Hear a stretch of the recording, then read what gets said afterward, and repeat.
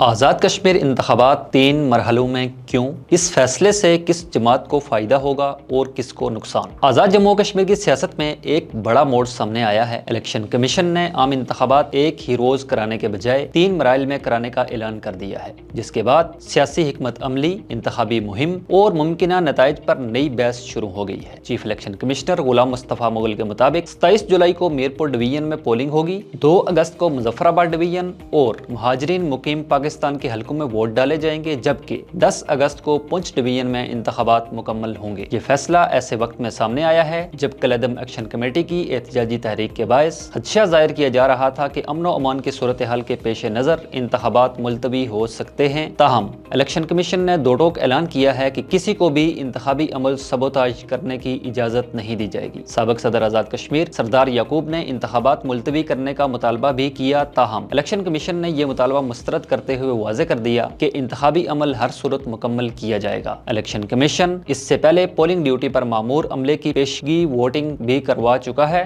جسے مبصرین اس بات کا واضح اشارہ قرار دے رہے ہیں کہ کسی بھی صورتحال میں انتخابات ملتوی نہیں کیے جائیں گے۔ اب سوال یہ ہے کہ 3 مرحلوں میں انتخابات کرانے سے کیا فرق پڑے گا؟ سیاسی مبصرین کے مطابق مرحلہ وار انتخابات میں سب سے اہم عنصر نفسیاتی برتری ہوتی ہے۔ اگر کوئی جماعت پہلے مرحلے میں واضح کامیابی حاصل کر لے تو اس کی جیت کا تاثر بعد کے مراحل میں بھی ووٹرز پر اثر انداز ہو سکتا ہے۔ کارکنوں کا مورال بلند ہوتا ہے، انتخابی مہم میں نئی جان آتی ہے اور غیر فیصلہ کن ووٹرز بھی کامیاب دکھائی دینے والی جماعت کی جانب مائل ہو سکتے ہیں۔ تجزیہ کاروں کے مطابق پہلے 2 مراحل کے انتخابات میں مسلم لیگ نون کو واضح اکثریت ملنے کا امکان ہے، جس کا اثر تیسرے مرحلے کے انتخابات پر پڑ سکتا ہے۔ دوسری جانب انتخابی مہم اپنے عروج پر پہنچ چکی ہے۔ پاکستان مسلم لیگ نون کی مرکزی قیادت آزاد کشمیر میں بھرپور سرگرم ہے۔ سابق وزیر اعظم نواز شریف اور وزیر اعلیٰ پنجاب مریم نواز مظفر آباد میں بڑے عوامی جلسے سے خطاب کر چکے ہیں، جبکہ 24 جولائی کو میرپور میں ان کا جلسہ متوقع ہے۔ پاکستان پیپلز پارٹی کے چیئرمین بلاول بھٹو بھی مختلف اضلاع میں انتخابی جلسے کر رہے ہیں اور اپنی جماعت کے منشور اور ترقیاتی ایجنڈے کو عوام کے سامنے پیش کر رہے ہیں۔ پیپلز پارٹی کی قیادت پر امید ہے کہ وہ آزاد کشمیر میں دوبارہ مضبوط سیاسی قوت کے طور پر سامنے آئے گی۔ اسی دوران Muslim conference, Jammu Kashmir peoples party, استحکام پاکستان پارٹی اور